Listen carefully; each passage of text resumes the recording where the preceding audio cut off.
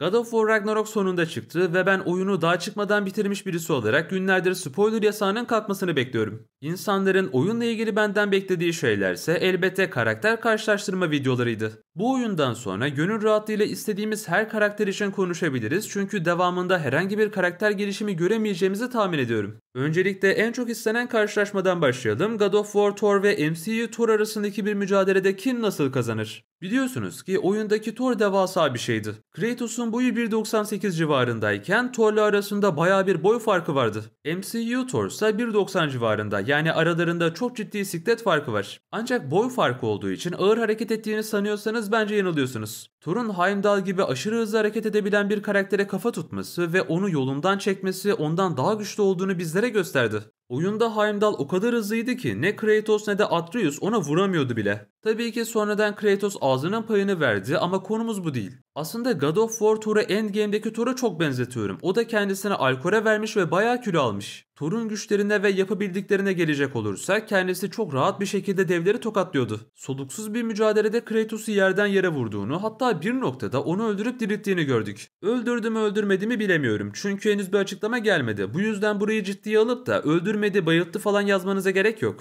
Thor'un Mjolnir'ine bakıldığında MCU Thor'daki Mjolnir'den çok daha büyük olduğunu ve Kratos tarafından durdurulmakta zorlandığını görebilirsiniz. İlk başta Kratos durduramasa da son savaşta tam durdurup ona karşı kullanacakken Thor buna izin vermemişti. Mjolnir'in tek kötü tarafı Thor parmağını şıklatmadığı sürece ona gelmiyor.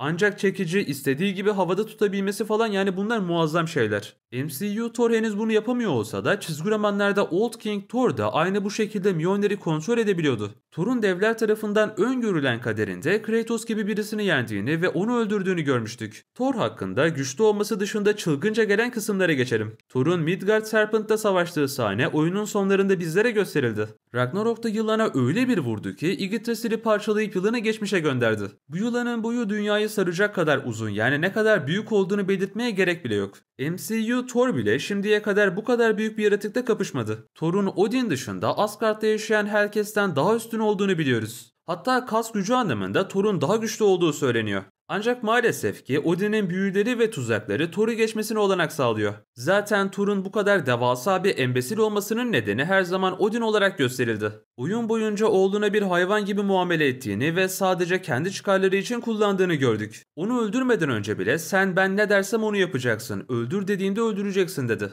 Ve öldürüldüğü gelecek dışında Ragnarok'ta da Surtur'un durdurulmasına yardımcı olduğu açıklandı. Surtur ise Asgard'ı kolayca yok edecek kadar güçlü bir varlıktı. Yani Odin her ne kadar oğlunu öldürmüş olsa da bu zamana kadar Thor'u çok iyi kullandı. Thor'un Yggdrasil'e verdiği hasar ve daha önceki oyunlarda yaptığı açıklanan feat'ler bile zaten MCU Thor'u aşıyor aslında. Bunun yanında yüksek hızlarda hareket edebilmesi ve Kratos'la Atreus'a fake atıp kaçan Heimdall'a haddini bildirmesi gibi daha birçok detay var. Ve Thor silahı olmadan da uçabiliyor. Ama bunların yanında çok fazla eksiği de var. Örneğin Kratos'tan yediği bir hasarı iyileştiremediğini ve aradan geçen onlarca günün ardından hala da yaralı olduğunu görüyoruz. Kaldı ki şunu da hesaba katın, Kratos Ragnarok'u başlattıktan sonra kim bilir ne kadar süredir savaşıyorlar. Ve oyundaki zaman atlamalarına rağmen Thor'un yarası hala da kapanmamıştı. Yüksek hızlara çıkabilen bir varlık olduğu için normal bir insandan hızlı iyileşmesi gerekirdi, ancak iyileşememiş olması beni düşündürdü. MCU Thor bile aldığı hasarları birkaç saniyede iyileştirebiliyordu. Ha derseniz ki balta zehirliydi, baltanın zehri oğlu Magna öldürülürken boşaldı ve Kratos yeniden zehir enjekte etmedi. Bu yüzden Thor'un iyileşme anlamında MCU Thor'dan daha geri kaldığını düşünüyorum. Ancak dayanıklılık anlamında aynı yere Kratos defalarca kez zarar vermesine rağmen Thor'u öldüremedi. Ve zaten Thor da o aldığı hasarı hiç abartmadı bile, sanki çizik atılmış gibi konuşmaya devam etti.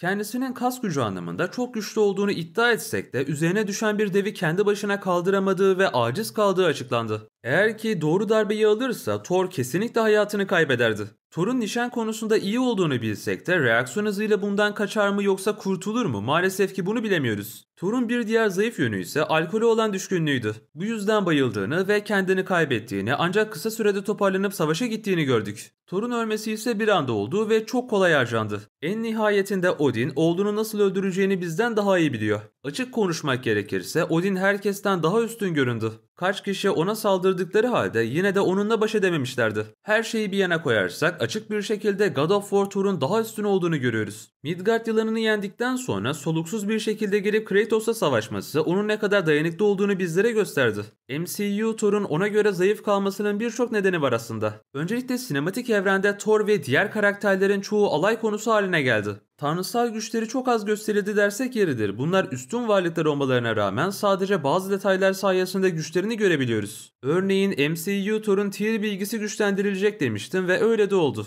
Thor'un yıldız seviyesine çıktığını gördük ve hala daha üstlere çıkması gerektiğini savunanlar olsa da God of War Thor'la denk gelmesi son hali için çok zor. Çünkü MCU Thor'da aynı God of War Thor gibi ilerleyecekken babası Odin onun yolunu kesti ve yok ediciye dönüşmesini engelledi. Eğer ki God of War'daki Odin gibi davransaydı ve oğlunu sevgisiz bir hayvana dönüştürseydi kim bilir bizim Thor nasıl bir canavar olacaktı. Thor, get down here. All father. Don't do that. Ona layık olmadığı sürece güçlerini kullanamayacağını söyledi ve belki de bu sayede onu kahraman yaptı. Aslında her iki evrende de iş Odin'de bitiyor denebilir. Bu yüzden de MCU Thor'un kendisini kanıtlayacağı ve yok edici olarak devam edebileceği bir geleceği olmadı. Belki What If serisinde daha korkunç bir Thor gösterirler ancak şu an için ikinci sezonda o da pek mümkün görünmüyor. MCU Thor'da ezilecek bir karakter değil tabii ki. Adam dağ kadar büyük şimşek oluşturdu. Mjolnir ile kaç darbede zor kırdığı Bifrost'a tek attı. Ayrıca MCU Thor'da yüksek hızlarda hareket edebiliyordu. Ancak Kratos'la mücadele ettiği ve Heimdall'a haddini bildirdiği için God of War'daki Thor'un daha hızlı olduğunu düşünüyorum. Her ne kadar farklı evrenlerde olsalar da aslında ikisini de birbirine çok benzetiyorum. Şekil olarak değil elbette, kişilik olarak benzetiyorum. İkisinde de kendisini kaybetmişlik var. İkisinin de zayıflıkları çok benzer, standart insani zayıflıklar yani duygusal zaafları var. Ayrıca ikisinde de alkol bağımlılığı var. Birisini yetiştirildiği gibi devam ederken diğerini sonradan dönmüş Thor olarak görüyorum. God of War Thor'un hikayesi bu oyunla birlikte sona erdi.